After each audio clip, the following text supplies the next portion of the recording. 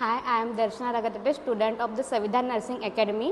मी गेल्या 2 महिन्यापासून इथे क्लासेस करते आहे. मला या क्लासेसबद्दल माझ्या बॅचमेटकडून माहिती झालं आणि जेव्हा मी इथे आली आणि डेमो क्लासेस घेतला तेव्हा मला कळलं की थेरी आणि कॉम्पिटेटिव्हमध्ये काय फरक असतो आणि ते जर आपल्याला कॉम्पिटेटिव्ह एक्झाम क्रॅक करायची असेल तर आपल्याला काय करावं लागते याबद्दल इथे खूप चांगल्या प्रकारे शिकवल्या जाते. इथे अदर स्टेटमधून महाराष्ट्रामधल्या आणि जे ARI-1 जे रँकर्स आहेत ते पण इथे येऊन शिकवतात. ते आपल्याला इथे खूप चांगलं म्हणजे एक्झाम कशी क्रॅक करायची, MCQ कसे सॉल्व करायचे, निगेटिव्ह मार्किंगला आपण कसं रिड्यूस करू शकतो याबद्दल पण इथे आपल्याला गाईड करतात. आणि जेवढं नर्सिंग इम्पॉर्टंट आहे तेवढंच आपल्याला एक्झाम क्रॅक करायची असेल तर नॉन नर्सिंगसुद्धा इम्पॉर्टंट आहे. आणि इथे खूप चांगल्या प्रकारे नर्सिंगसुद्धा कव्हर केल्या जातात.